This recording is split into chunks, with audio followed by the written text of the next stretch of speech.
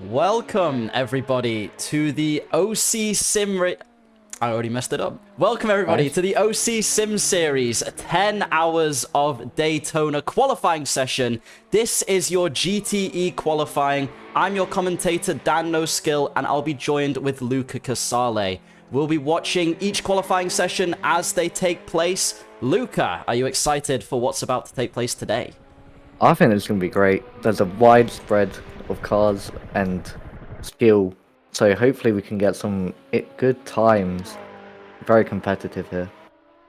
Yes, definitely a competitive grid today. Now, there is a couple things to go through. You'll see that this car here is about to head into the Le Mans chicane. Now, track limits through here are going to be checked post-qualifying. So if a car is to touch the grass on their fastest lap, that will not count in line with real Daytona rules. This means qualifying won't be confirmed until after the sessions have ended. So keep an eye out in the Discord for that to happen.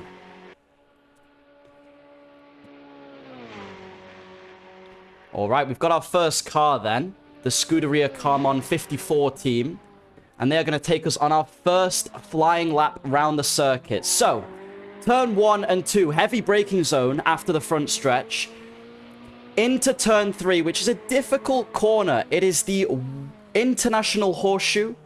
Definitely one of the trickier ones. You want to trail brake through there, get on the throttle early, and now you're on the run down through the dogleg. Every single car we're racing here today should be able to take the dogleg flat as you kiss that entry curb. Keep it tight on the exit because now you've got the West Horseshoe, a very long corner, tricky braking zone. We see this car run a little bit deep in the entry, touching the grass there. Not going to be kind on the tires.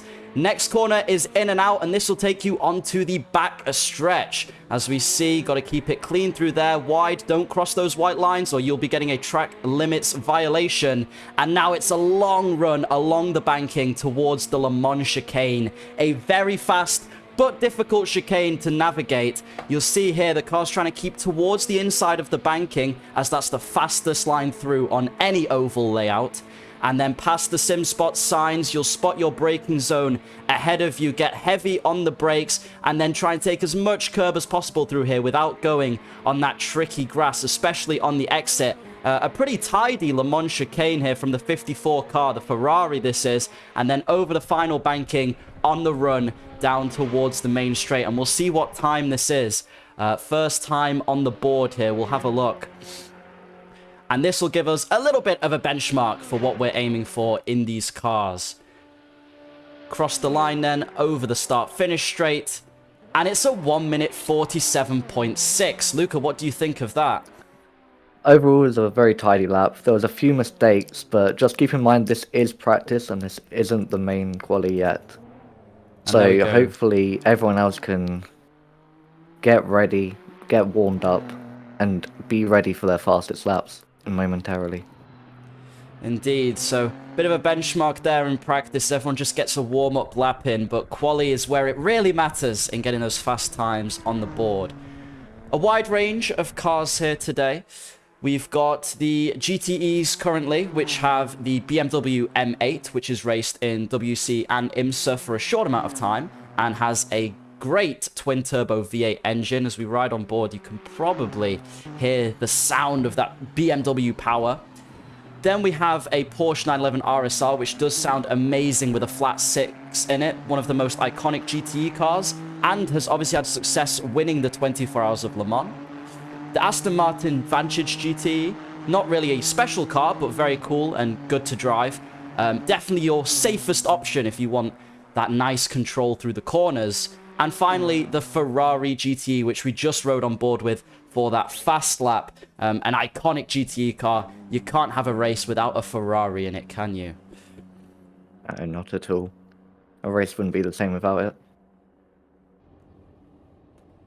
So as we wait for all of the cars to make their way round, this is the Porsche we're talking about. Just a brilliant engine noise. And then we'll get started with a qualifying session.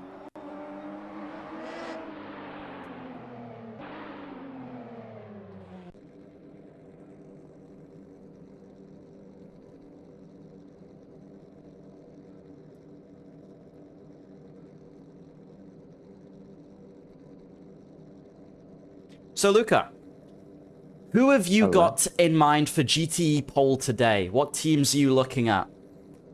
In my opinion, I have a little hope for Scuderia Carmona Racing. There's a lot of Scuderias in this, but it's number 54, and I know a few of their drivers, and I know they're going to be quick. So I expect them to be right up there at the top. Definitely. And I've seen as well that sim racing team also in that Ferrari 488. They have just been talking. They've been practicing loads. We've seen them online a lot. So got some high hopes for them, although they may have told me not to mention anything because they don't want a commentator's curse. Whoops. Already messed that one up. Sorry, guys. What a shame. Oh, dear.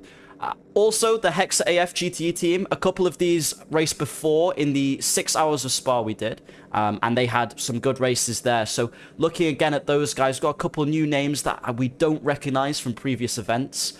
ART, will be curious to see how those guys do.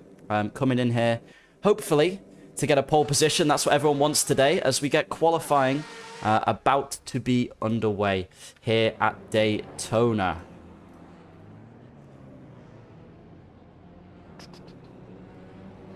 Okay, all the cars queuing up then at the end of the pit lane. The red light is on. 20 minutes to set your fastest lap. And that's when the pressure can start getting to you, isn't it? Yes. 20 minutes is not a long amount of time. Yeah, you get a few laps in, but the overall pressure to do well and get a good starting position for this race, it might get to a few drivers. We might see a lot of mistakes coming through here. Thankfully, you will be able to, if you crash, return to the pits, but it's very important to get yourself a good lap in. If you've not got that lap in, then you've got no time. You're starting from the back, and it makes a hell of a job for you on the day if you're starting all the way from the back, doesn't it? Yeah. Overall, 10 hours, it doesn't matter too much, but being in that P1, it might just help a little bit more than you think. Oh, and just the engine sounds as they fly down towards the dogleg on this opening lap. Just sounds great. And we've got the RSK car, the Aston Martin, currently leading the pack. Whether they're going to start to create a little bit of gaps to each other, we see the Porsche quite close to them behind. Not necessarily the best position to be in.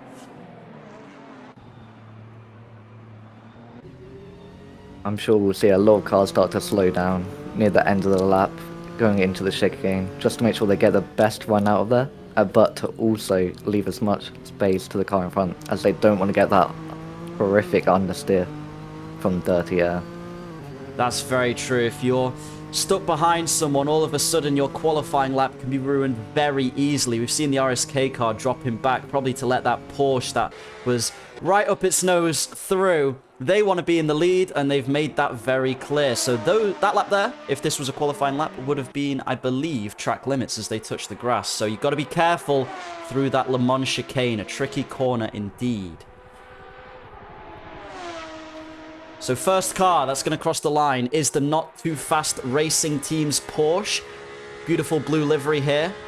And they're going to be going over the start-finish. As you can see, the other cars behind them starting to slow down, create a bit of a gap for themselves. So here we go then, towards turn 1 with this Porsche. They're going to be our benchmark, our first lap. It's a heavy braking zone, turn 1. Quite a difficult one. You've got to trail brake and then get on the throttle without getting too much understeer as you come through into turn 2, as you don't want to ruin the setup for that corner. Then, the International Horseshoe.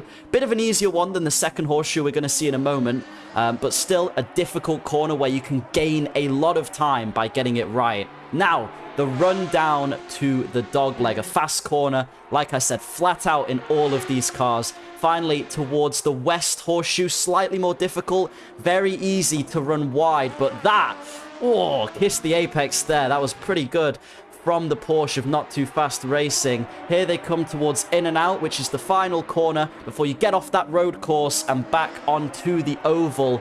Last but not least, you'll have the Le Mans chicane as we drive along this beautiful oval here.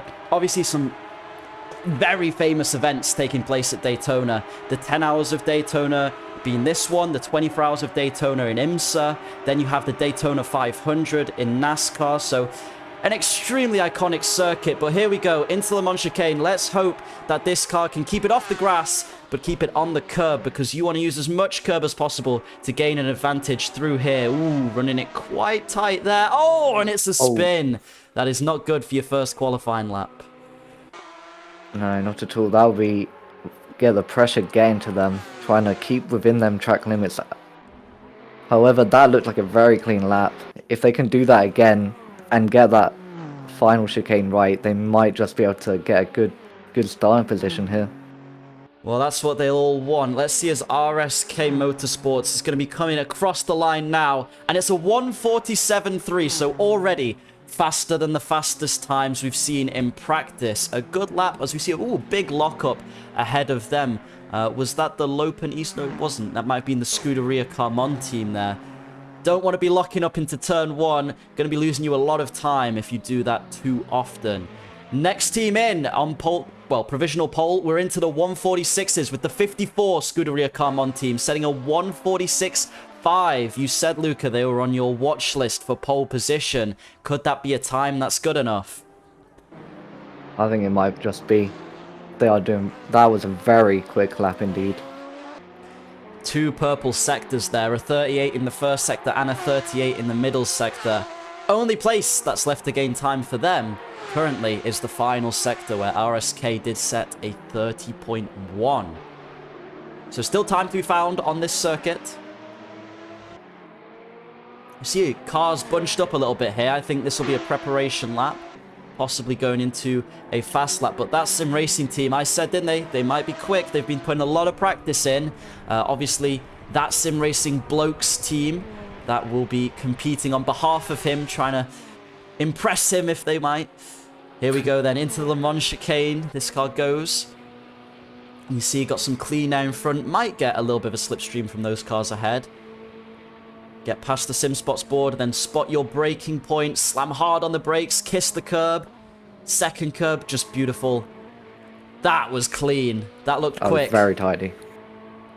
Here we go then, on the final run through this oval towards the start-finish marker. Where will that Sim Racing team come out in our GTE qualifying? Bit of a spin ahead. That's not going to impede them. No, didn't manage to get back to pits in time. It's looking fast, but it's not going to be fast enough for pole. Must have had an instant earlier on in the lap. 2 seconds off the pace.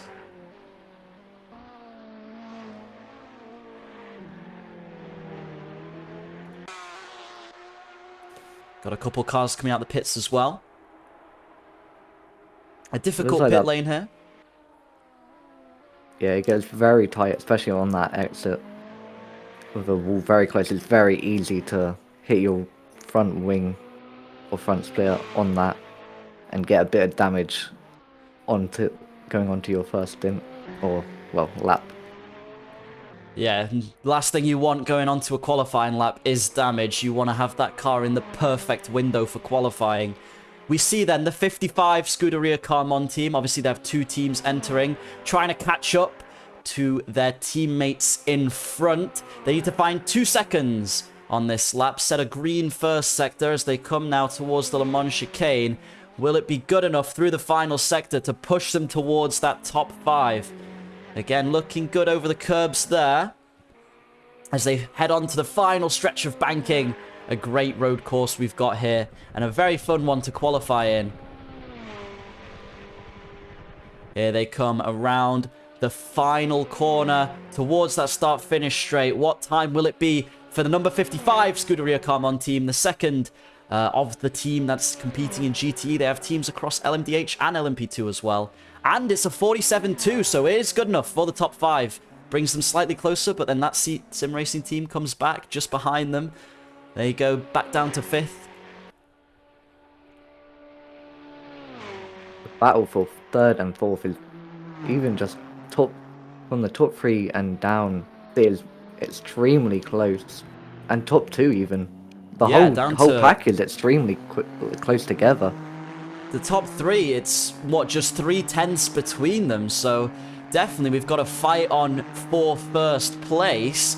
Pole position at the moment, the Scuderia Carmon team of 54, they're holding that P1, obviously with track limits violations needing to be checked afterwards. But the RSK Motorsport team have set some quick times. A little bit slow through the first sector, but improved through the second sector. Doesn't look like this one will be pole position.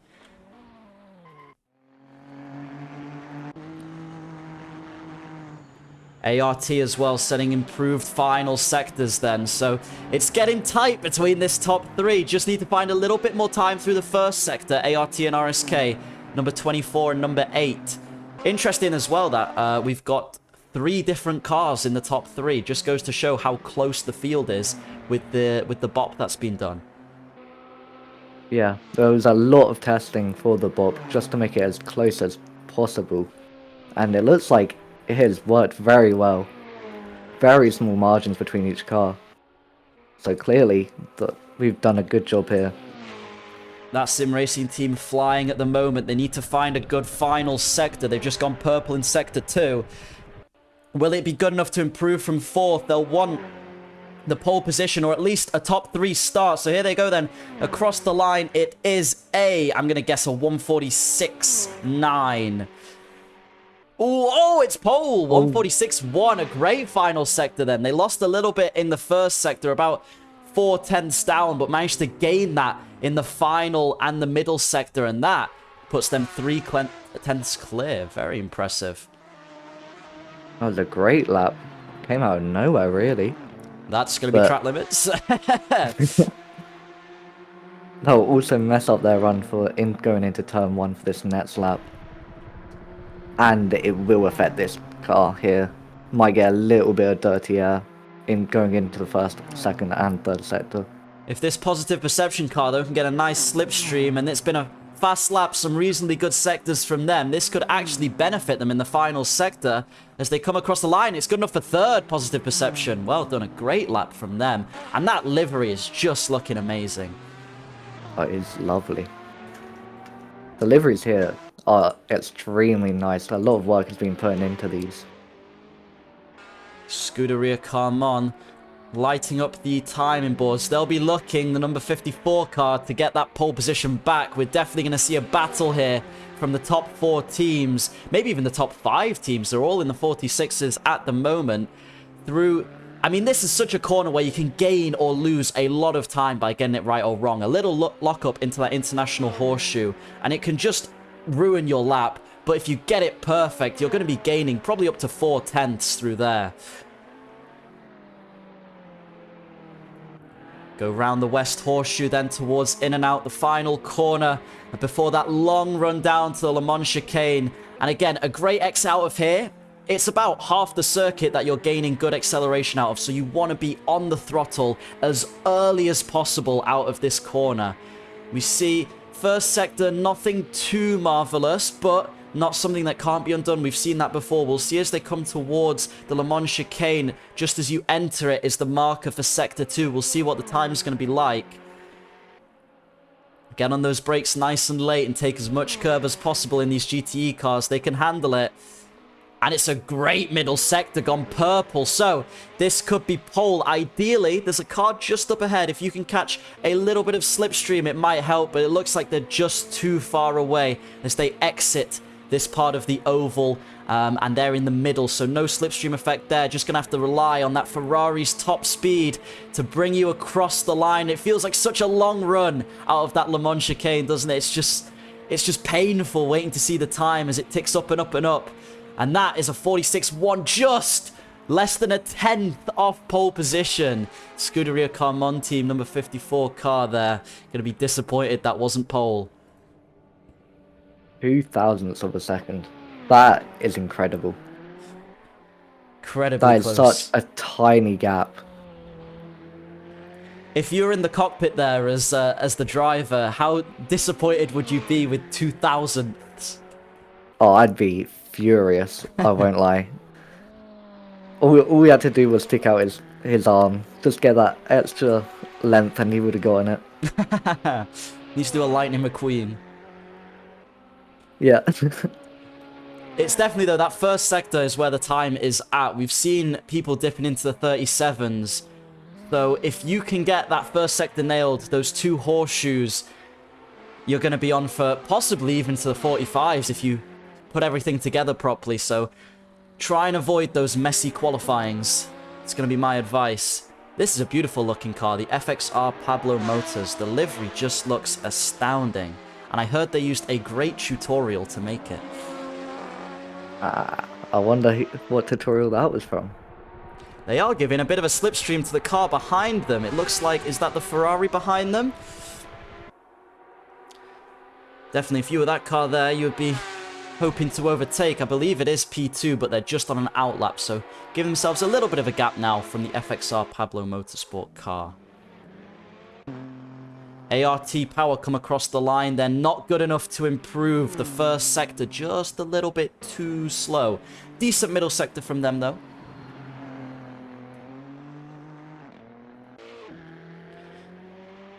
We look to the second Scuderia Carmon team, the number 55 car. They've set a great first sector. Managed to put those 2 horseshoes together.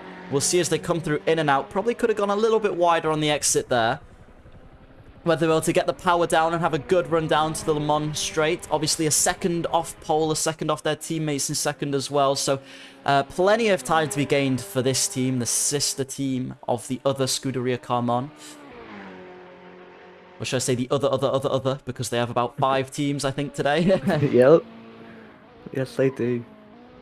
Oh, bit of a messy first part of the Le Mans chicane and run far too deep in second bit. That will be track limit violation there. Just lost it in the final sector. So frustrating when you make a mistake like that. RSK Motorsport, however, lit up in the first sector. And a 38.2 to match it in the middle. So this could be a nice lap from them if they can keep that momentum through. A clean Le Mans chicane from them. Ideally, you want to avoid touching the mud at all, as it does take a little bit of pace out of your car through that corner. We'll see them ride the banking through to the start-finish straight. That long run, you just want it to be over as soon as possible. And then get on to your next lap or get back to the pits as soon as you can. Here we go. It's good enough to improve, puts them into third of 46.5. A strong lap from RSK Motorsports then. Yeah, we see the grid closing up a little bit. A lot of people improving and improving over and over again. Getting to a very close top 5. We just see a purple middle sector from the 54 car and a faster first sector. So this looks like it could be the pole lap. Obviously, with track limits being checked afterwards just in case. But if they've got everything right through the Le Mans chicane, this should be pole position for Scuderia Carmon. They're going to come across the line in just a second here. Oh, and they messed up the final sector. Just a little bit slow on the exit of that chicane then. Because last time they had a 29.8 through there, so they'll be disappointed with that. Still an improvement, but now it's down to less than 1,000th of a second between them. That, as a driver, that would contact! be awful. Oh, between the FXR Pablo and Positive Perception. Positive Perception will not be happy with that, and it's just messed up about 3 other drivers going through turn 1 there. If you get out quick enough, we've got about 2.5 minutes left in qualifying. So hopefully, if you're fast enough, you'll get a lap in before we move on to our next stage of qualifying, which will be the LMP2 cars. So all the same car in LMP2, not a variety like we have here in GTE.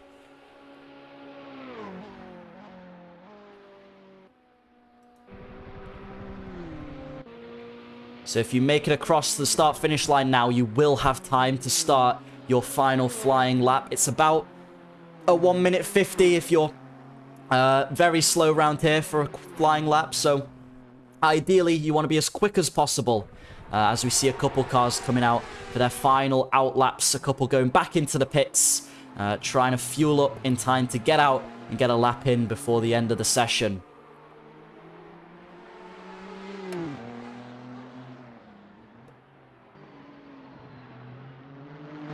So right now we're reaching around the close off. If you're coming out of the pits now, you probably won't be able to get another lap in. Oh no, you won't.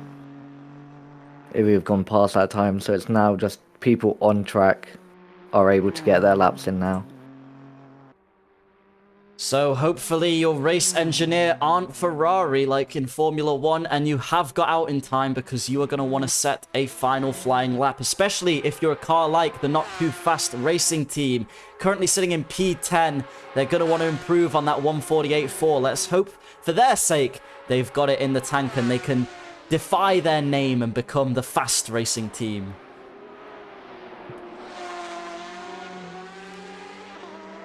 We'll have a look as well if any teams start lighting up the timing boards. Only less than 1,000th of a second in it for pole position at the moment. So you're really going to want to be pushing if you're that sim racing team or Scuderia Carmon at the moment.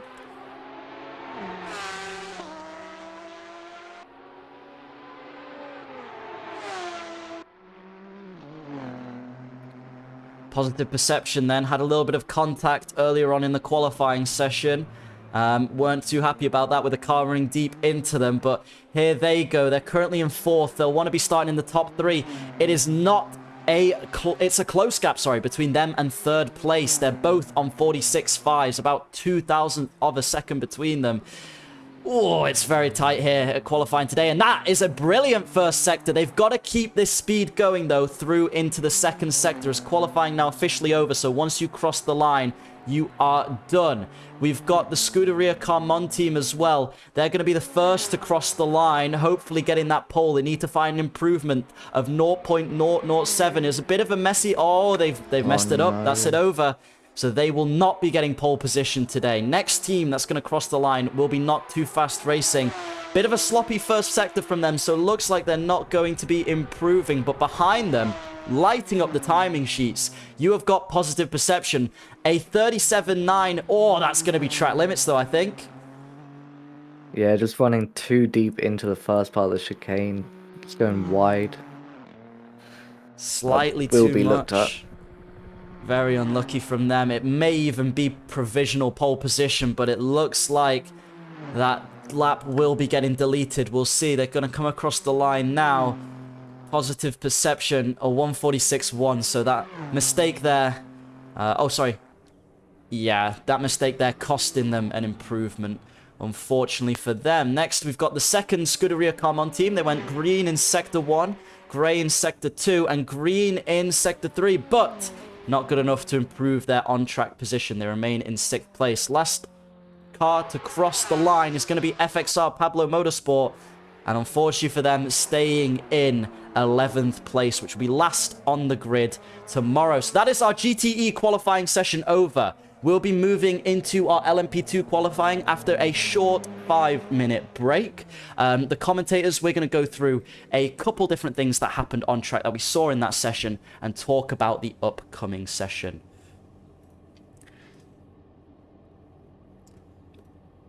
So, Luca, what did you think of qualifying there?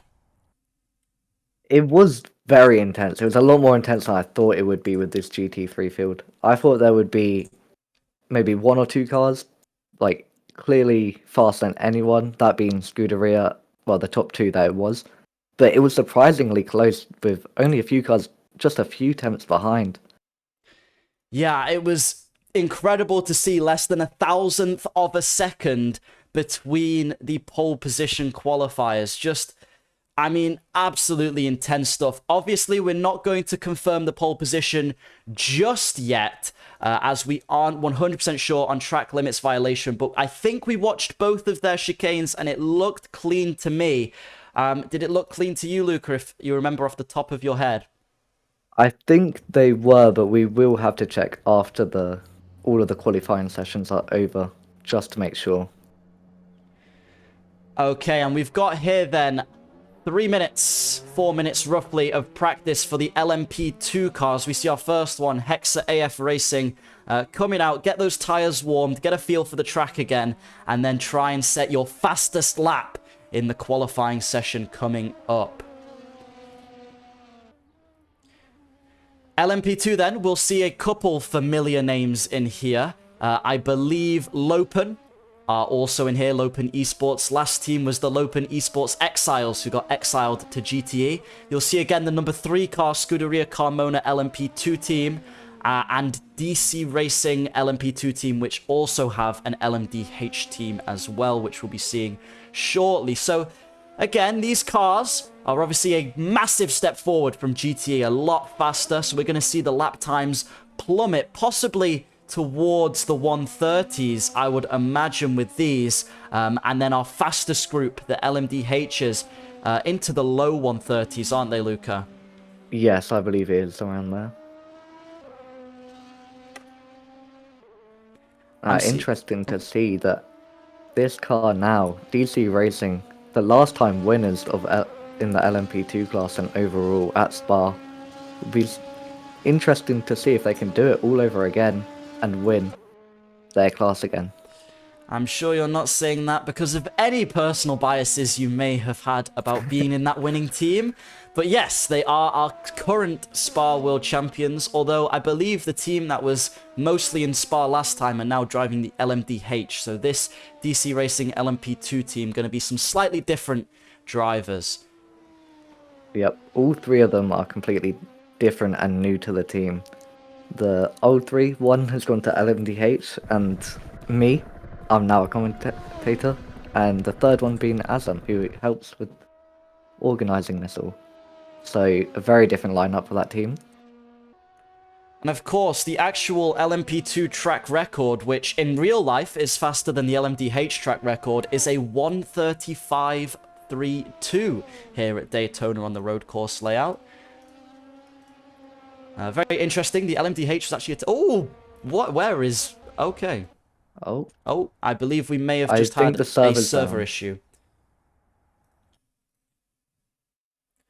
That's okay. Sometimes these issues do happen. It's fine. We'll probably take a little bit of time off our next practice session, and then we'll be straight into LMP2 qualifying. Yep, the server issues, well, don't want them to happen, but sometimes you just can't control it, and it's better to happen now than midway through the session. As always, when you're running sim racing events like these, we can pretty much call that a red flag as such, or some unpredictable weather. It does happen sometimes, and it's unavoidable when you're working with anything software. It seems to always want to go wrong, especially at the worst possible moments. We'll get all of the cars back in. We've got another quick free practice session, which I'm not sure if will be skipped or something along those lines. If not, they'll all get an extra lap to go figure out the track again. Got the other Scuderia Carmona racing team. I have to say, I do like their livery, the red and black. Keeping it consistent across all the cars as well. Very clean livery there. Okay, note from the organizer, there was the restart because the practice or qualifying was 10 minutes of qualifying was not enough, so he had to change it. Okay, and the practice won't be skipped, just so everyone can get in time and not miss any of qualifying. Well, that's perfect. Then giving the drivers just another chance to learn the track, and obviously giving them the full time they need for qualifying, which is very important. We've got the number 3 Scuderia Carmona and the number 33 Scuderia Carmona teams in this session. They have, as I said before, 5 teams across all of the brackets. So if they don't win, statistically, they've not done very well. They've got 5 chances, so hopefully they can. At least one class they need to win in. Yeah. I mean, got 5 shots at it, surely we can hope. Well, they can hope. Of course, if you're just wondering about the map colours, which is going to be more important for the race, but less important for qualifying, I believe red represents LMDH, grey for LMP2, and then green for the GTEs. So if you're curious about the colour coding for the map, that's how it's working. We see Positive Perception. They obviously had a GTE team as well. Now they're LMP2 team. Oh, we got another restart. Real penalty decided to turn off itself. So just another quick restart, and hopefully that'll be the final one. Thankfully, all these issues coming up in qualifying and not during the main event, which is the last thing we'd want. But honestly, as long as they all get sorted for for the LMP2 qualifying. Everything goes smoothly. That's the main thing. I would rather have a couple extra minutes of practice than a qualifying that needs to be redone or something along those lines. So we'll just make sure everything is sorted for the event. A beautiful track here, Daytona, isn't it? It's got the lake towards the middle of it. Yep. Host a wide range of events too. I saw they do go-karts and off-road motorbikes as well, which obviously some smaller events, but still seems like a lot of fun to go down to and race at Daytona. Yeah, that sounds great fun. Now, for anyone who's just tuning in to the OC Sim Series 10 Hours of Daytona qualifying, just so you all know, it will be important that track limits are checked after qualifying. So even though we get a representation of what pole position might be for the race, track limits are going to be once-overed after qualifying. So the official official grid will be released in the Discord server after the race, or after qualifying, before the race. So if you'd want to keep tabs on that, you could always join the Discord server. If not, the grid will be also visible when we start the race tomorrow at 12 o'clock UK time. And for 10 hours tomorrow, we'll be racing around this beautiful track.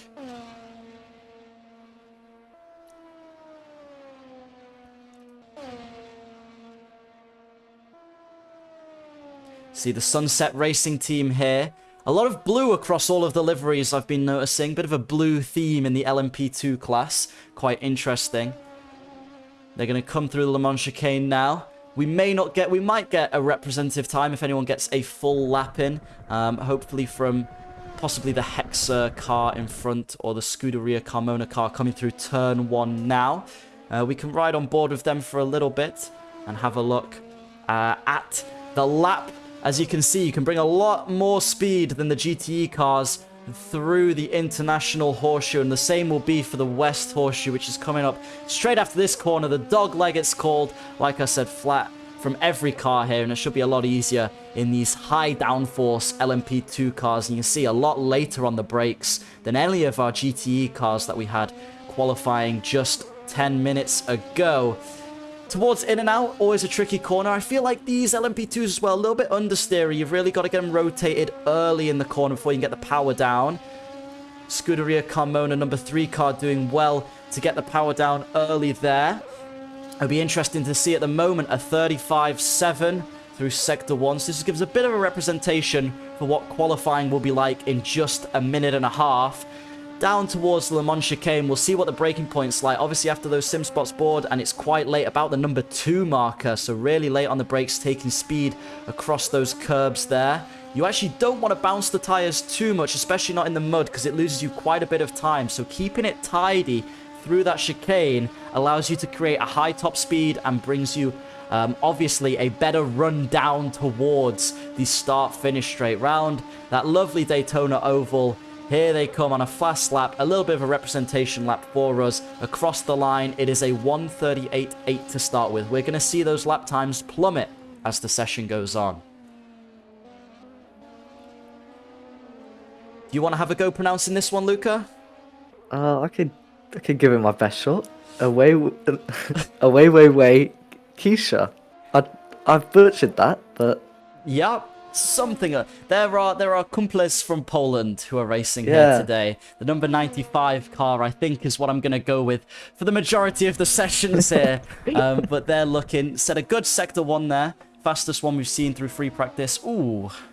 Maybe a little bit of cutting through the Le Mans chicane. Looks like that lap will be either invalidated by real penalty, or if it were quali, it would have been invalidated by VHK, the organizer, instead. And they pull up on the side. And there we go. That's free practice over. So once all the cars make their way back to the garage, we'll have a quick wait, and then our qualifying session for LMP2 will be underway. Who are you thinking is on for pole position? We've obviously got that DC Racing team who won LMP2 at Spa. Anybody else you're thinking, Luca? I think the number 95, the Polish friends, I think they might have a good shot at it. A very good shot at it. I believe you've raced with them before, haven't you? Are they quick drivers? Oh, they are very quick. They're disgustingly quick. Well, good luck to the number 95 car with the name that was probably intentionally put to just make it extremely hard for us to say. Yeah, definitely. I love that some people here just want our jobs to be so easy, and some of them just want to troll us to the max. I don't really mind either. It's quite funny. The DSR car taking in the scenes. I hope their qualifying lap isn't that slow. Otherwise, they definitely won't be anywhere near the front. And we've got the 33 Scuderia Carmon. Which car, it looks like at the moment, judging just off free practice, the number 3 Scuderia Carmon is the lead car for the LMP2s. But I'm sure this team will be looking to change that and want to put their rightful challenge towards the front of the grid. Right. That car was a different colour scheme from all the rest, wasn't it? I like that. Yeah, this one's, it had a pink and white colour scheme, which, yeah, very different from the rest of the Scuderia Carmon brigade that we've seen. Yeah. I do like that they've given one car so far a difference in livery. Give a nice little diversity there. Yeah, definitely. I mean, when you've got 5 cars on the grid, I think you can afford to be a little bit creative with some of them. Maybe go away from the normal team colours. So, I believe, do you know what the fastest lap time in practice was in these LMP2s? What people were aiming for before the qualifying session today? To be honest, I actually can't remember. I think some people were getting towards 37s, weren't they? 37s and 6s? Yeah. Yeah, it was somewhere around there. So should be doable to shave off quite a bit of time. Obviously, we saw immediately the lap times from practice plummet when we went to the GT qualifying session. So I'm expecting something similar here. The LMP2 cars to start really finding traction and time through the qualifying session. So here we go. Qualifying is about to be underway. Quick 1.5 minute wait. And then we are back with quali. All the cars making their way out of the pits. DC Racing looking to get out early. They'll be wanting a pole position to continue their streak of winning in these events. With their lineup so far, I wouldn't put it past them. I know they've got a few very quick drivers, so they might just be able to get a pole and a win again. That would be very impressive if they do. Obviously, last time they were competing against the main OC Esports team, which had a very good driver lineup. This time, no OC Esports in LMP2, but instead, DC Racing will be facing them in the LMDH class, which qualifying session is coming up just after this one, and that will be for overall pole position of the race, not just pole position in class. Yeah, it'll be very interesting to see the LMDHs and what team can get out top with how skilled it is. A very tough grid there. So is this LMP grid.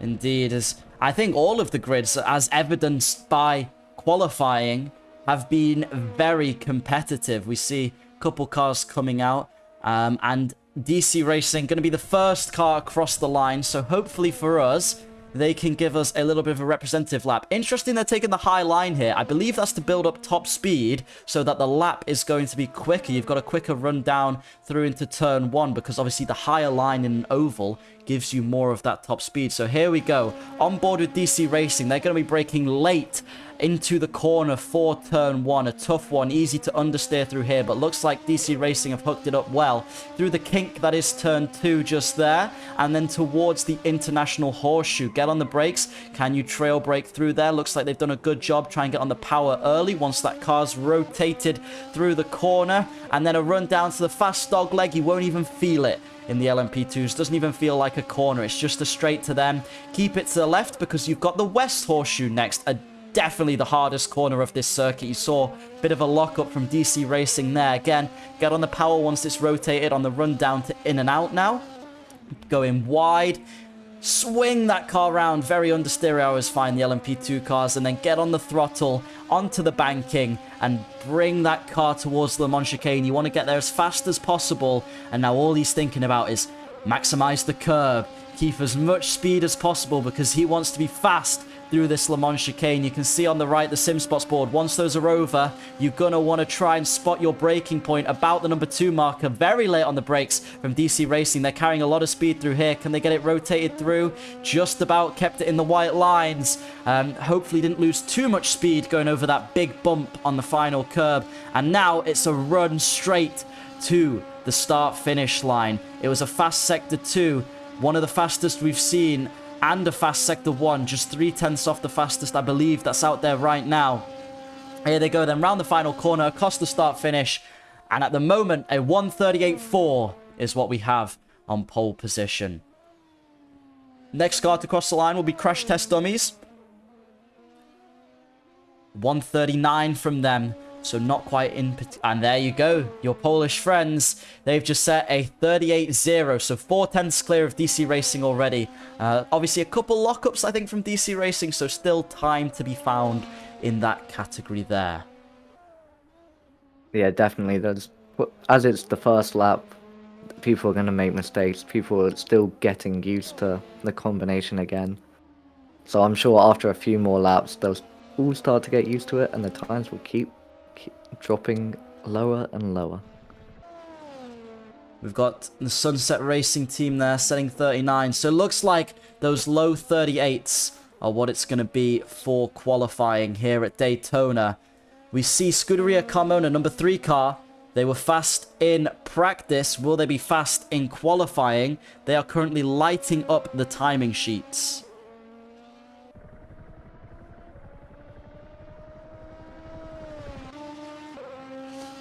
They're going to come round towards Le Mans chicane. They have a 35.0 in the first sector. You're going to want a low 35 for that middle sector too. So similar times for both the first and the middle sector. 27.7 is currently the fastest final sector. So if they can nail this chicane and get a good exit, they're going to get a great run down to turn to start finish straight and the final corner. So here we go. Bring as much speed through the banking as you can. A little bit bumpy in these LMP cars, isn't it? Through that Le Mans chicane. You can see it a lot more than you could see in the GTEs. Here we go. Scuderia Carmona, number 3 car. Can they out-qualify their number 33 counterpart? They can. A 38.1. So just a 10th off pole position. And that can all be found in that middle sector. The only time they lost to the Polish racing team in front. The sister team goes across. And again, everyone matching in the final sector now. 27.6s from the top 4, so very close, and 35.3s in the middle sector from the top 4 as well. So looks like it's only that first sector now where time can be gained. DC Racing coming back out to try and take their claim to pole position.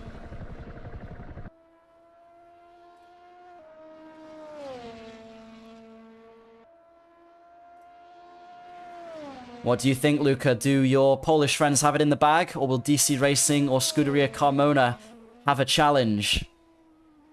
It's going to be close. So far, I have a little bit of hope for the Polish. I do think they're going to pull through and get that pole position, but it'll be nice to see a little battle between them, swapping times. But we'll see what. Yeah, I think the Polish will keep that pole position. We'll see what DC Racing can do to challenge. They've done well, but lost it a little bit in that final sector. Unlucky for them, they weren't able to improve. So it must have been a poor exit from the Mans chicane. It did look a little bumpy. We've got Hexa here, about to start their next lap. They need to find quite a lot of time. They should have about 3 seconds to the next car, so possibly some mistakes on that first lap for them. They did reasonably well in the Spa 6 hours, but ooh, gone wide there. Nearly hit one of our beautiful advertising boards, so that's not going to be a great lap for them. Faster still for the DC Racing car in Sector 1, but that's not where they lost their time. They were fine through Sector 1, and the Polish, they are matching that. They've gone faster even more through Sector 1, a 35.1 now for them, as they're making their way through there. So they're looking to keep increasing that lead. They don't want anyone else having even a whiff of pole position. DSR getting themselves towards the top 5. Very nearly 4th place for them, just off 4th place by less than a tenth, about 0.02 of a second. It's getting close here at Daytona across all classes. So that means tomorrow we're going to have some great racing over the 10 hours. Let's ride on board with DC Racing through Le Mans Chicane. Took a little bit of grass there, but it looked fast. They're currently on quite... Oh, they've given up on the lap. I think they knew that might be track limits. Yeah, maybe just a bit too messy through that chicane. Just made them get a little bit worse of an exit, making them get no top speed. Very unfortunate. It's such a tricky corner. It makes or breaks the lap. 100%. It's a very much, like as you said, make or break. You either send it and get successful, or you get a bit messy and it ruins the whole lap. You just, well, try to do. You see the Lopen Esports, the main Lopen team, coming around now as well. They also had a great race in the Spa, 6 hours they did with us, so they'll be looking to recreate that. I believe, if I remember from Spa, their GT3 car actually won in class. So, possibly some drivers getting promoted from that up into LMP2 to try and set some competitive times there. They improved by 0.2, but it's not enough to increase their position on track. As you see behind them, Positive Perception, who are having a good time in GTE. Let's see how they do in LMP2. They'll be looking to match or improve upon their fellow team in GTE's time.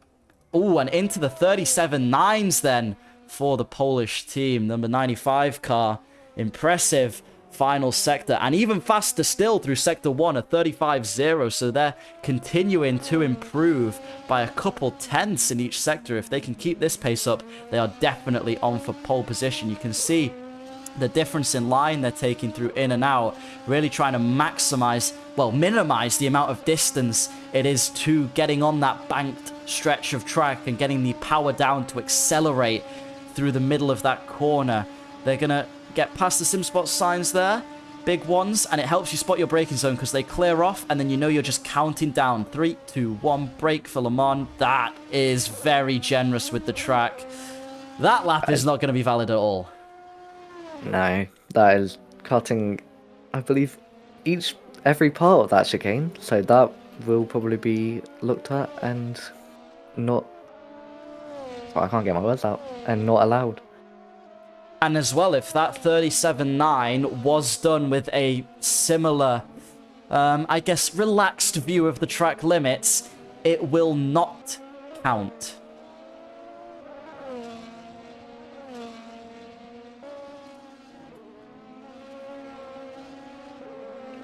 So they're really going to...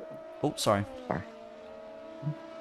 So it's going to be a very big job for all the organizers to look at every single fast lap of each car and to assess the whole lap to see if anyone's gone out of track limits, especially in that chicane. That is the main point that we'll be looking at. Well, thankfully, I don't think it's going to be every instance of track limits because the rest is covered as we would want it by real penalty and by Assetto Corsa. It's just that Le Mans chicane they're going to be looking at because it's not quite detected by real penalty as we'd want it to. So it's just if you're touching the grass there like you saw the Polish 95 car doing, that is not allowed. DC Racing then, nothing too special from each sector. We'll see. Yeah, not good enough to improve there. They're going to need to find some time. Looks like they're struggling out there at the moment. Maybe the pressure getting to them of being the fastest car last time.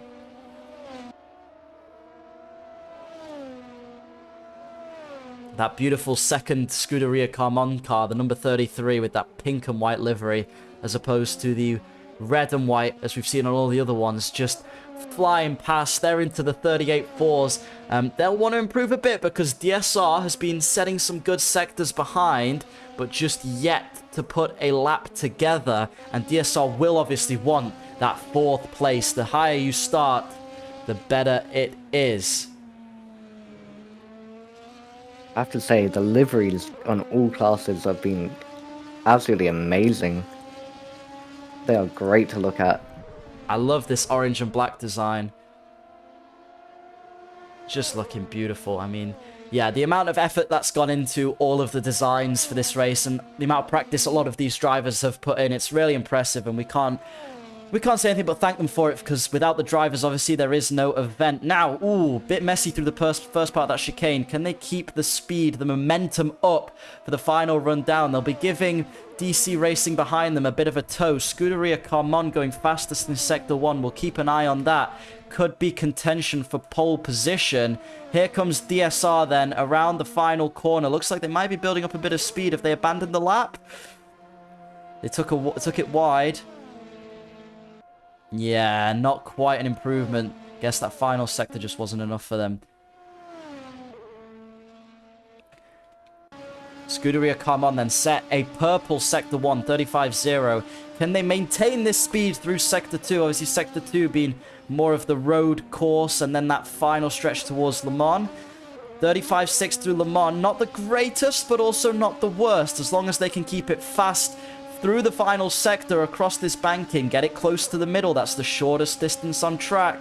Get that power down. These are fast cars, the LMP2s.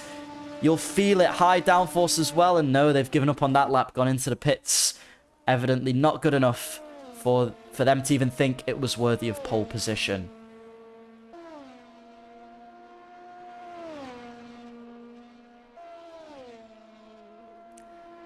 The second Scuderia Carmon car then, the pink one, taking it through the Le Mans chicane. They've gone green in 2 sectors now, so could be a good lap for them. Looking a little bit off pole position, but still, it might be enough to improve ahead of DC Racing. It was only 2/10 the gap between them and DC Racing, and looks like they're able to match sector times reasonably well, so let's hope for their sake a good final sector as they come down to the start-finish straight. Will it be enough to improve position? It will not. A 10th improvement. They need to find one more 10th. If they can do that, well, they're in with a chance. Here are your current provisional pole sitters before we check for any infringements coming through in and out now. You can see their line looks quite a bit tighter than some of the other ones we're seeing. They're really trying to use or minimize the distance they're using on track and instead maintain a high speed and get on the banking early. Possibly just because it's so easy to accelerate on that banking.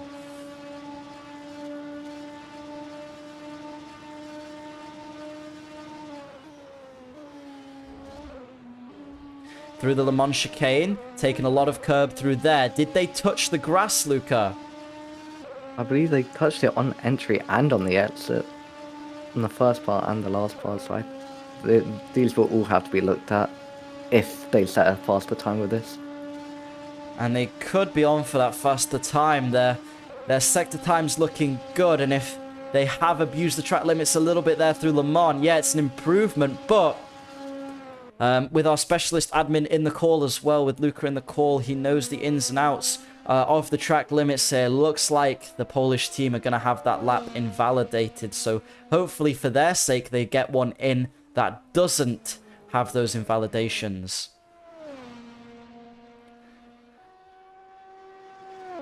Be good news for Scuderia Carmona, number 3 car behind them. They'll be inheriting a pole position if no valid laps are set by the Polish team by number 95. Ooh, big lock up there from Lopen. That's going to lose them time. You can see they go wide through turn 1. That's going to push them right down on their sector 1 time and possibly not an improvement through there. Very difficult track to hook up a correct lap on. Do the International Horseshoe using a lot of curb as well. Will that help you through there, Luca, or does that hinder you? Most cases it does hinder you. It makes the traction control kick in a lot more than it would if you're not on it. Or just slows you down so much.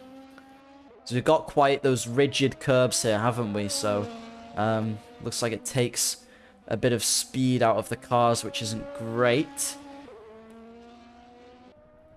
Sunset Racing, they need to find a little bit of time, currently in the 39s, but only a 10th off the 38s, and they've improved through Sector 1, I believe. So, they'll be looking to set a slightly quicker time as they come around this International Horseshoe, avoiding the curb, unlike the Lopen car we were just watching. Let's ride on board with them as we see them come through the dogleg now. They kissed that apex and now brake in as late as possible. You see how you go wide? Oh, just couldn't get the car rotated in time, though, for the West Horseshoe. That is very unlucky. We'll see if it hinders them too much as they come through in and out. Take as much curb on the exit and then get the power down early. Sorry, on the exit and on the entry there. And then onto that oval part of the track. I mean, the easiest part to drive along. When you get that traffic in the race, it suddenly becomes like a minefield trying to avoid all of the cars that are there. We'll see how late they are willing to brake into that Le Mans chicane. The later you brake, the less stability you have, but the more speed you carry. Lifted off a little bit earlier and then broke. Taking some good curb through there. It looks clean, keeping it tidy. Could they maintain enough speed through that chicane is the real question. They'll be wanting to improve on their time. They'll want to get into those 38s and possibly in with a chance of 7th place if they can find just 2 or 3 tenths on positive perception in front. Here they come then, Sunset Racing. Final corner for them towards the start-finish line. And it wasn't an improvement. Just a little bit too many mistakes through there.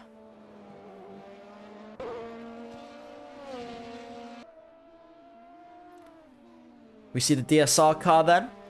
You can see the steering angle inside the cockpit is intense. You're really trying to throw the car into the corner. It's a difficult one to get rotated, this LMP2.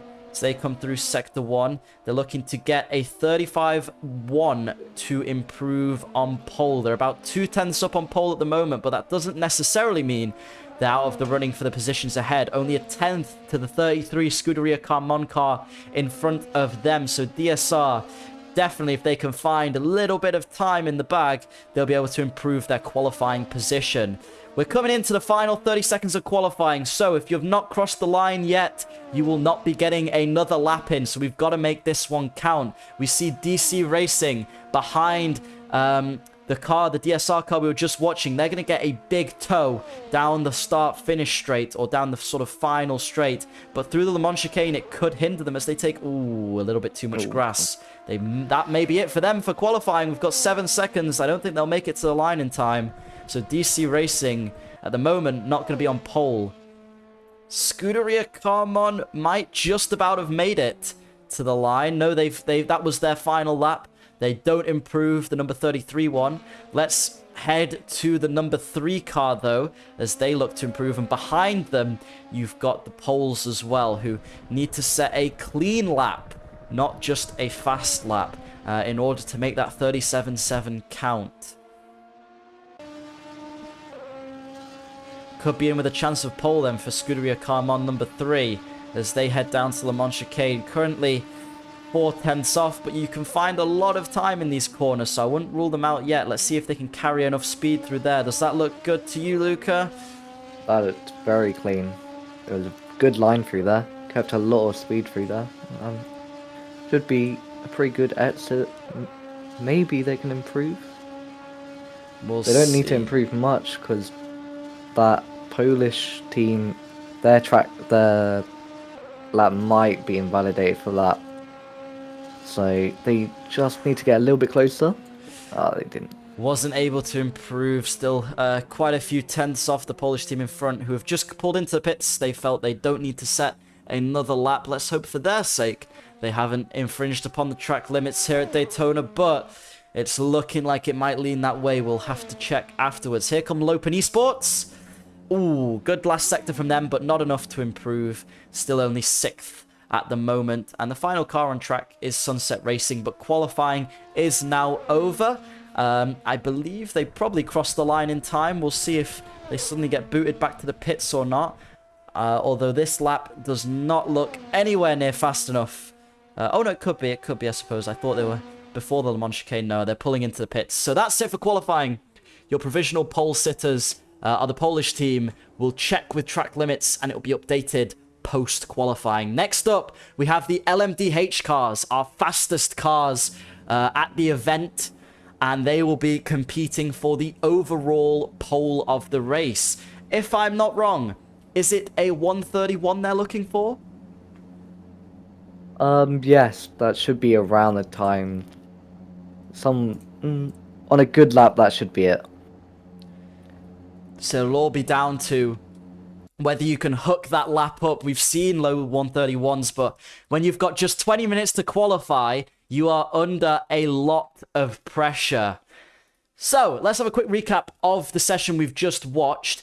I think it was interesting that the GTEs seemed to hook up to the track quite well. They were able to take the curbs comfortably. These LMP2 cars, they looked a little more bouncy, a little more fragile, and as well seemed to violate the track limits quite a bit more than we saw with the GTE cars. What do you think, Luca?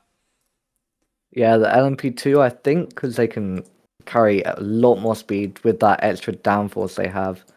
They just get a bit too greedy going in, and it just means they invalidate their lap. So it would be interesting to see who actually has a correct lap and who doesn't. It might be shaking up the grid order.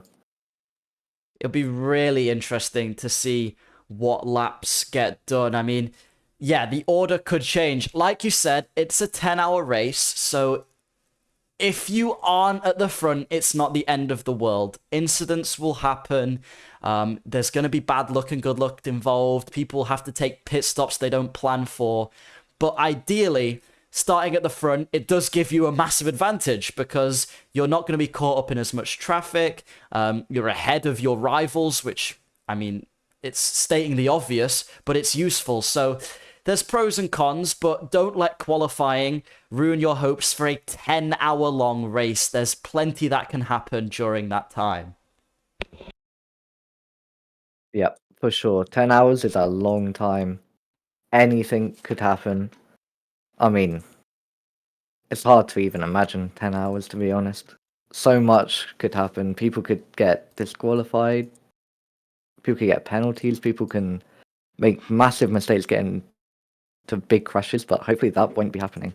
Hopefully everyone can have a clean race. Agreed. And you know what I've been really surprised to see?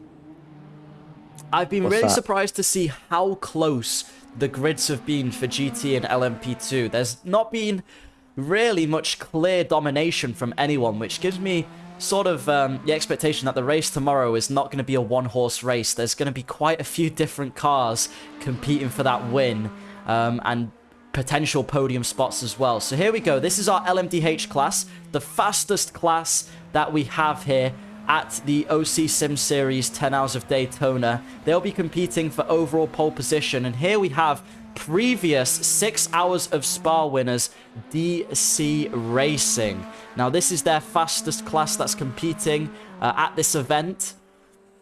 Obviously we've seen their LMP2 team as well. First time they'll be racing the LMDH in an OC Sim Series event, so we'll be curious to see if they can get a pole position just like they did last time. Luca, I know you have your personal biases, but what do you think? Well, it's just based on the past results in practice, it's going to be hard to put it past the DC Racing team. All of their drivers are insanely quick, and they were all some of like the quickest times. So I would guarantee them to be top 2 or 3. But hopefully the other teams can put a big fight to them. What we've also got in LMDH is the main OC esports team, with Oscar himself obviously driving for this team too, and they have got an insanely quick driver lineup from what I can remember. Some esports drivers in there, so expect this team to be one in contention for pole position.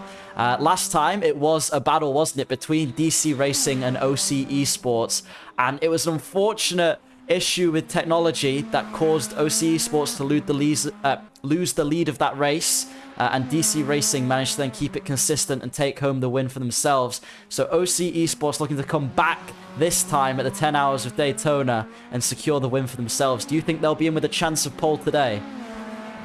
With their current driver, I think they have a massive chance. He's a high esports driver, so he is definitely insanely quick, and I wouldn't be surprised if he gets pole. Yeah, he'll definitely be on for pole. We'll get some representative times now in practice for the last minute and a half, and then we'll head into the LMDH qualifying. We've also got that sim racing team making a return from, they were in GTE as well. Like we said before, that sim racing blokes team representing him, and they had a reasonably good race in Spa, didn't they? But they've said they're looking to improve on that and want to be in contention. See the first lap across the line, the 1:36.1. We'll definitely see times plummet from there. That was Apex Performance who set that lap. We see OC Esports already putting in some purple sectors. They've made their way through the Le Mans chicane. They're going to head down to the start-finish straight.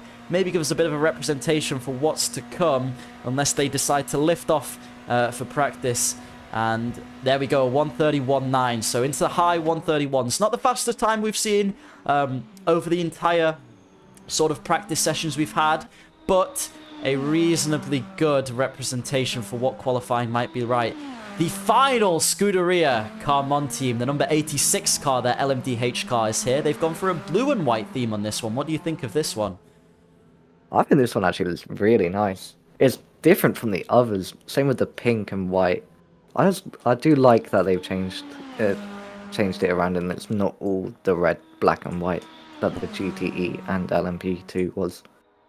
Yeah, they've gone for some really cool color schemes, but I see the theme as well as that it's like always a contrast with the white, so it would be cool if they get a couple of their cars next to each other on track. Some good photos there. We see a 1:32.7, the next car behind from Scuderia Carmon, the next time.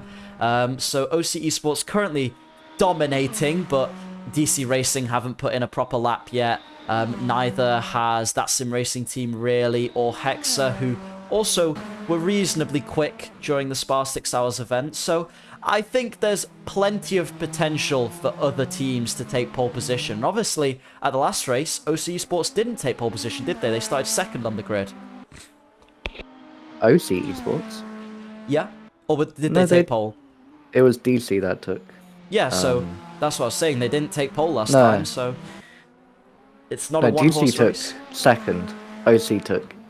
Wait. I think... I started second. You started second. Okay, so they took pole then. OC took pole. Yeah. Okay, so DC Racing probably looking to come back and try and take the pole this time then. We'll see though. It's going to be a fun qualifying session for the next 20 minutes here at Daytona with the LMDH cars. Obviously our fastest cars we have on the track and for the race. And the first time the OC Sim Series will be running this class. So at the moment, all has been going well and the driver's been really enjoying them. Have you had the chance to drive one yet, Luca?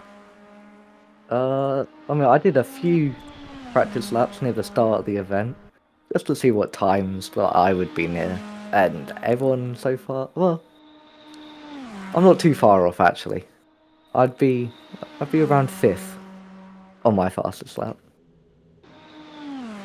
Well, so, that's good then. You did well. Yeah, this is practice though, so I doubt anyone's actually trying. No, not pushing the full limits. We saw DC Racing set a purple sector 1 and 2 and drop it a little bit in sector 3. Whether that was intentional or just a poor exit from the chicane, we won't know until qualifying. But there's some representative times for you, what you can kind of expect from the grid during free practice, and then you can expect some similar, probably some slightly quicker times through qualifying. We'll see if anyone gets towards those low 1:31s that seem to be the sort of maximum potential of these cars hooking up a good lap together. Apex Performance then, the last car left on track.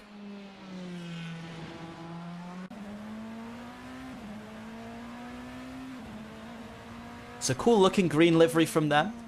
They'll be looking to obviously secure as high a position as possible. Everyone here coming in, they you know, as much as sim racing is for fun and for enjoyment, I think everyone has that competitive element to them, and everybody in the world, I don't just mean sim racers, I think everyone likes to win and likes to beat people. So there we go. Free practice over. We'll be heading into main qualifying in a minute and a half. Obviously, we expect that battle that we saw at Spa between OC Esports and DC Racing. 86 Scuderia Carmon seem to be a team to look out for. And Team Panther as well, currently sitting in 3rd in free practice. They look like one to watch. As well as that Sim Racing team in Hexa, who had massive battles during the Spa 6 Hours event. Whether we'll see them going for it in qualifying again and qualifying for sort of those top 5, top 6 positions, maybe even podium spots if they can hook up a good lap. We'll see. And then we've not had representative times from Positive Performance's LMDH team yet or Onid Esports. So we'll see how they're doing in qualifying. It's all to play for over the next 20 minutes for LMDH.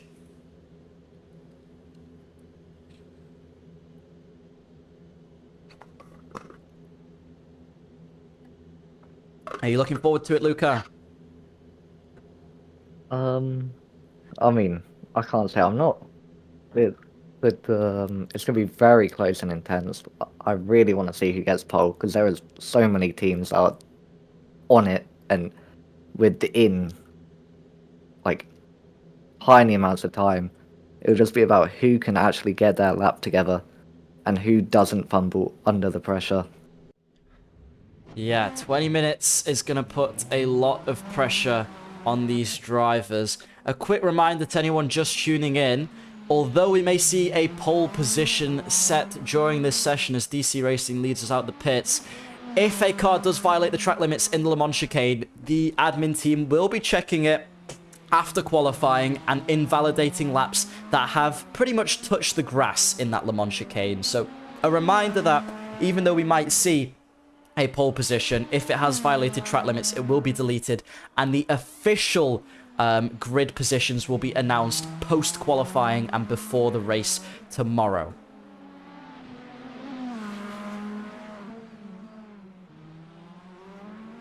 Yeah, and that does count for every car, not just the pole position. So even if you're near the back or in the midfield, you still have a chance of getting it deleted. So don't be trying anything sneaky.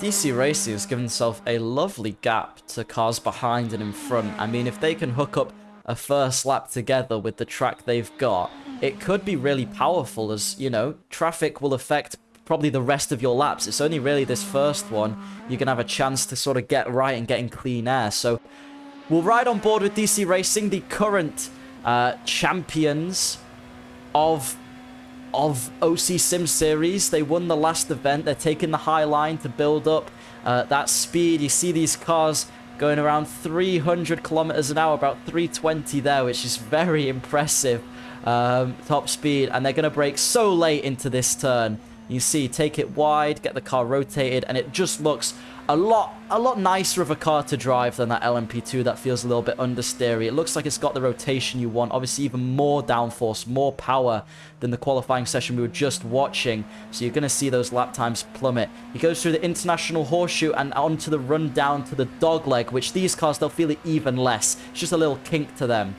Then you have got the West Horseshoe, probably the trickiest corner on the circuit. You don't want to be touching those curbs too much. Like Lucas said, they can unsettle the car and lose you a bit of time. Then into in and out, the final corner before you head back onto the oval that is used for the oh-so-famous Daytona 500.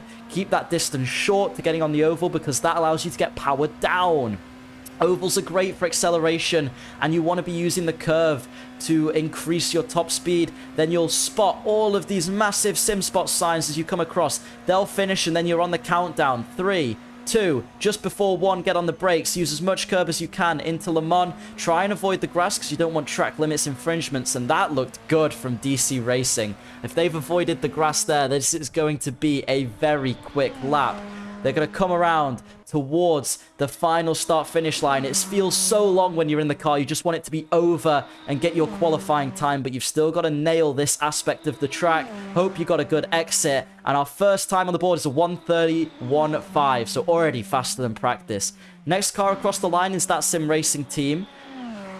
They'll be looking for a good position. Sorry, it's not that Sim Racing team. It is Onid Esports, and they have not gone faster. Scuderia Carmon barely, just a second behind. Sorry, DC Racing. Didn't realize it was a 32, it said there. Surprising from them. OC Esports not able to get the provisional pole just yet. I'm sure they'll be looking to improve on that, but they pull off turn 1. Probably only put enough fuel in the car for 1 fast lap. And here come ADM then, and they come across a 1:33.2. So there you have it. Every car setting their first times now. A couple pulling into the pits. A couple like Apex Performance staying out to set a second lap. Yes, it's interesting to see that OC did not get the same massive gap they did in practice, but this time DC has actually brought the battle to them, going faster, making OC esports have to beat their lap time. I'm getting very confused with the Yeah, with DC the and names. OC, such a... And they're both sim racing review YouTube channels as well, which is, like, quite Yep. funny, because they're similar names, but two brilliant channels, obviously. I enjoy both of them thoroughly. But here we go, then. DC Racing, taking the high line. So this shows us that this is a preparation lap. This isn't their fast lap.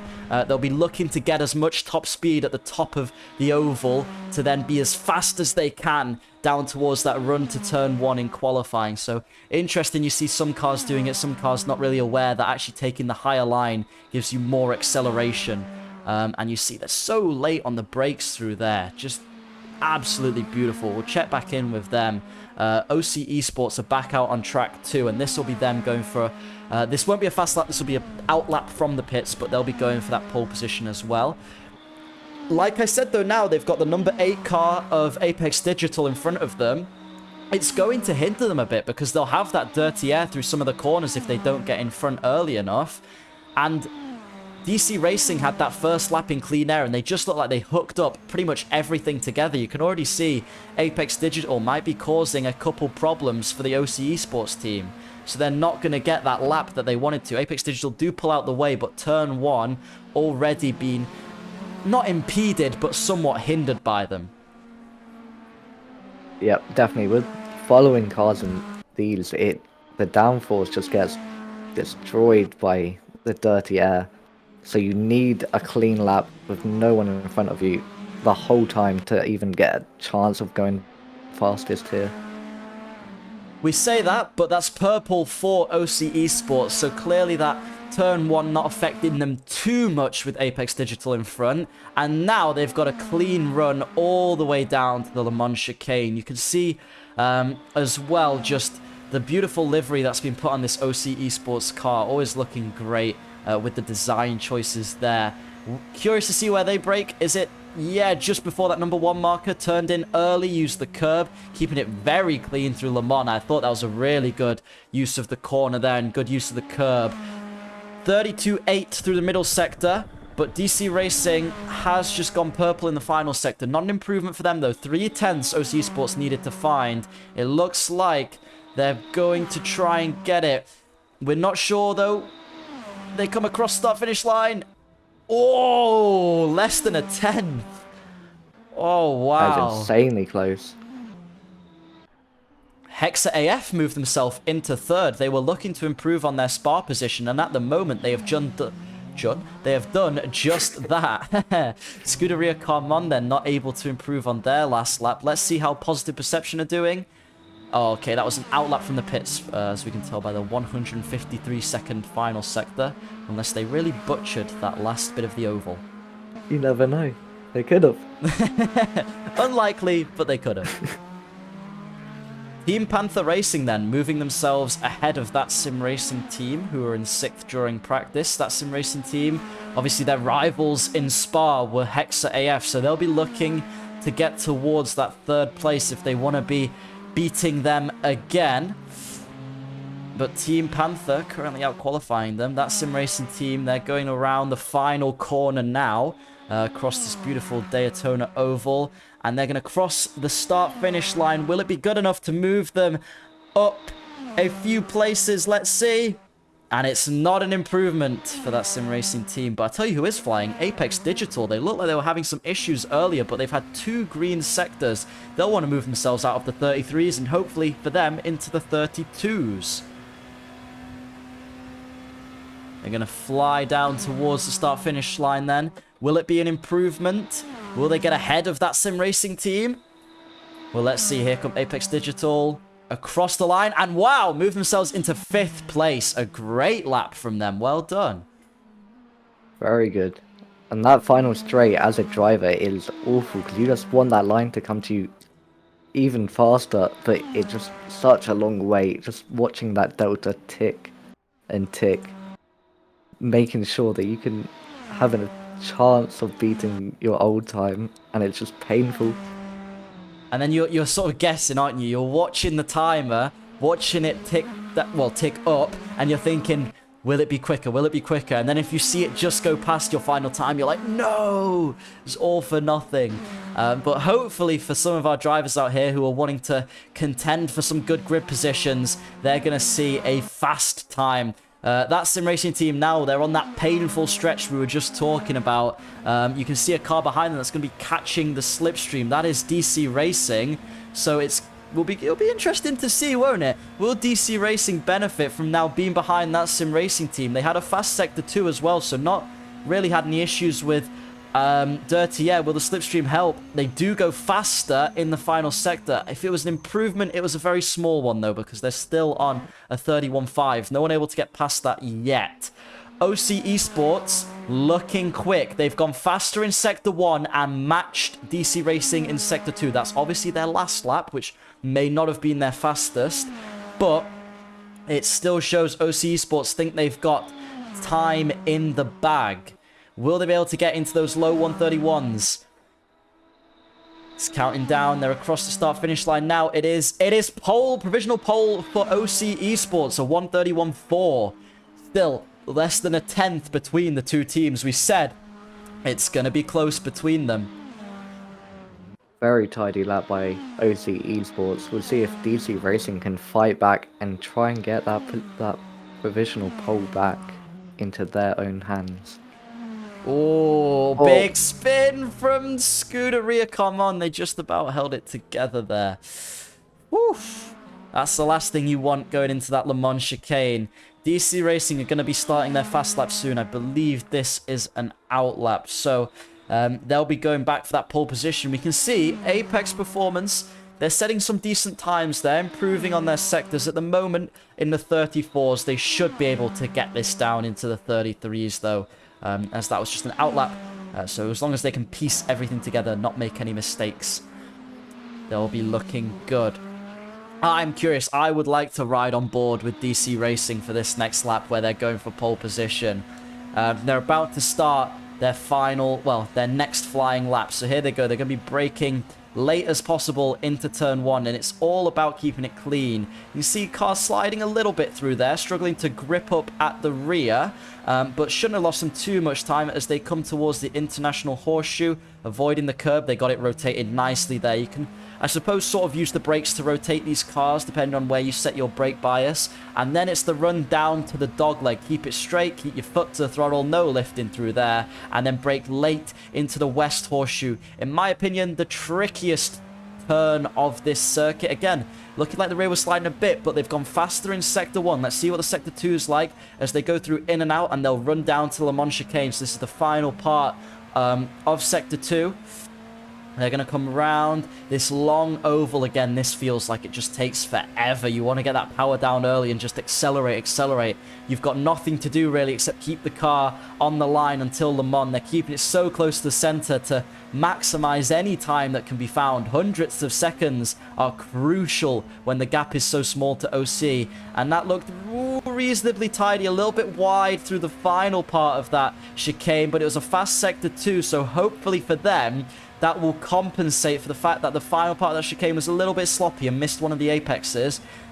Now it's just a patience game. Again, they're trying to find the shortest run to that start-finish line. They want to be close to that yellow line because the closer you are, the shorter it is, and it's not an improvement in the final sector. Then messing it up for DC. Unfortunate for those guys because they were looking quick. Onid Esports have moved themselves into 3rd place ahead of Hexa. So the battle for 3rd as well is also on between these two. And obviously don't rule them out of pole yet. If they hook up a good lap, they could definitely achieve a great position here at Daytona.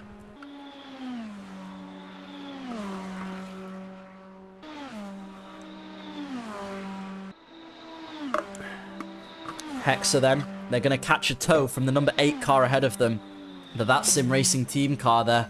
Rivals in Spa, but no, they've abandoned the lap. It looked quick too. Not sure what happened there. Maybe out of fuel. Here comes Scuderia Carman. They finally look like they've hooked up a decent lap, and that was clean, Luca, don't you think, through the Le Mans chicane? That was very clean. They got a very good launch out there as well, so hopefully that top speed can they can reach it as fast as possible, get to that line quicker, and set a decent lap. Maybe improve a few positions.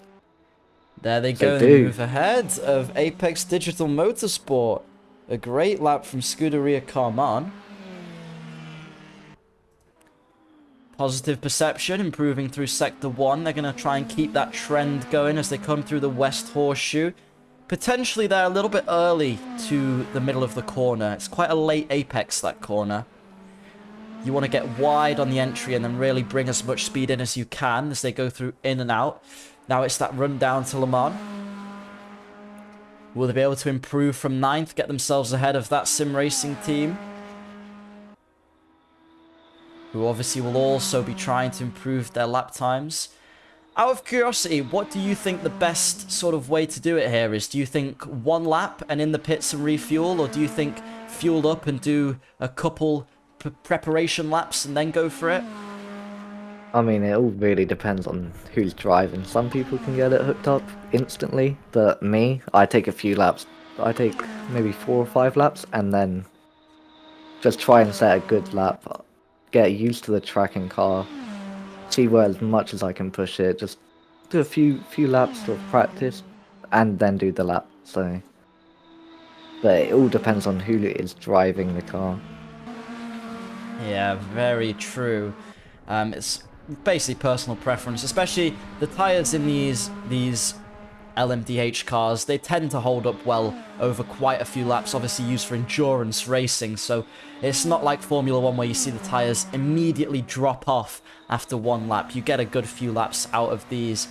OC Sports still out on the track trying to improve, and they've just gone purple in Sector 2 with a 32.7, so now they've got that provisional pole. They're going to want to, number one, double check they've got it track limits wise, but oh, they back out of that lap. Interesting. Mustn't have felt it was good enough for a chance at pole. DC have gone pole. Provisional pole for them. 131.4. A very quick Great final lap. sector. That's great. The battle for provisional pole is definitely heating up now. Maybe OC Esports can fight back again and steal it off of them for the second time. Both teams at the moment, I believe, on outlap. So it looks like DC Racing might be going for a second fast lap. See if they can improve again. Again, like you said, once you're in that zone as a driver, it can sometimes be easier just fueling up and going for a good 4 or 5 laps than it is to just do one and back in the pits, which seems to be more what OC Esports are leaning towards. So with less fuel on board, with the driver hooked up and locked in, could DC Racing be able to improve this lap? They've got OC Esports just ahead of them. I believe on it might be a fast lap, it might be an out lap. I'm not sure at the moment. We'll only find out in Sector 3. I think it's an out lap though. So it'll be up to DC Racing to improve, although their Sector 1 looks more like one of that of an out lap. So whether they return straight back to pits, we might have to wait another lap to see our battle for pole. Onid Esports looking to increase the gap to Hexa, who've got it down to just less than a 10th between them and the car in front. So battle for third on as well, well and truly. That sim racing team still looking to hook up a lap. And Apex Digital just dropped back behind Scuderia Carman as well. OC pulling back in. Not happy. Oh, sorry, that was Onid pulling in after that lap, able to improve a little bit. Here come OC Esports then. They're about to start a flying lap. Should have chance for another one if they've fueled up enough after this. But we're getting into that window now where teams have got to come out the pits if they want a chance to get round in time and set their final few laps. About 1 minute 30 in the LMDHs to get round here once out the pits. It's obviously a little bit slower usually. So here we go, OC Esports. They're about to head into the trickiest corner, the West Horseshoe. They're taking that wide line through there, get it rotated. It just looks so difficult to get that mid-corner rotation in there, but it's a very fast Sector 1, a 32.9. Now into in and out, where they're going to go wide on the exit, bring the car around. You can see the throttle being used there to try and get the rear of the car in line. I believe these cars do have traction control, but it's up to you how harsh or how much you want that setting to. And at the moment, they are a 10th up on OC Esports. Let's see if that remains the case into the Le Mans chicane. It's looked tidy so far. They're going to brake late, took a lot of speed in there, and they're faster still through Sector 2. So this looks like it could be the lap for OC Esports. That was a great final Le Mans chicane. Looked like they carried a lot of speed through there. And now are able to get the power down towards the start-finish line. Let's see if Oscar's team can put it on pole. They're against DC Racing. Here they come across the final line, and it is pole position. 131.3. 6,000's in that. It'll be hard for... Oh! DC Racing come back, though, a 131.2. Instantly. And that's it for qualifying. That'll be it now. Both teams have returned to pits, so if they've got that Le Mans section right, which in these cars everyone looked like they were doing correctly, and there's no track limit violations, that is DC Racing on pole. They have brought the fight to OC Esports after the race in Spa, and they've done it again here today. It looks like it's going to be a very close battle for the lead of the 10 Hours of Daytona, which starts tomorrow at 12 p.m. UK time, and we're on for 12 hours till 12 a.m. Here comes across Apex Digital Motorsport, unfortunately not able to improve. We've got 2 more cars on track. We've got Hexa, who are coming around the final corner now. Will they be able to improve ahead of Owned Esports? They'll want that 3rd place, similar to what they had during the 6 hours of Spa. And it's just not enough to improve. Final car across the line. That Sim Racing team are also not able to improve on 8th place. So there you go. As just a quick reminder, I suppose, at the end of these qualifying sessions, remember, qualifying grid is not confirmed, but at the moment, your overall pole for the race is DC Racing, followed by OC Esports and Owned Esports behind them. That will be confirmed tomorrow before the race. Please make sure to tune in. But that was an absolutely insane qualifying session, wasn't it, Luca? Just... Oh, that was very intense. That final part was insane. No one saw that one coming. One person gets pole, and then instantly, 2 seconds later, it gets taken away, and DC are back in provisional pole for now. We'll be checking track limits, but LMDH seem to keep it clean. LMP2 pole might be changing with the Polish team taking a lot of grass, but all 3 of those qualifying sessions, very, very close between at least the top 2. I think in GTE, the top 3 were separated by around a 10th or so. So it was definitely an exciting race for tomorrow between these teams. There are a lot of people lapping similar times, so please make sure you do not miss it. I have been Dan No Skill. I've been joined by Luca Casale for qualifying today. I'll be seeing you for the full 10 hours tomorrow, along with the rest of the commentary crew. Hopefully, we see you guys there as well. Luca, any final words for the stream? Just remember to join in and watch the race. It's going to be a good one for sure. Thank you very much. Goodbye.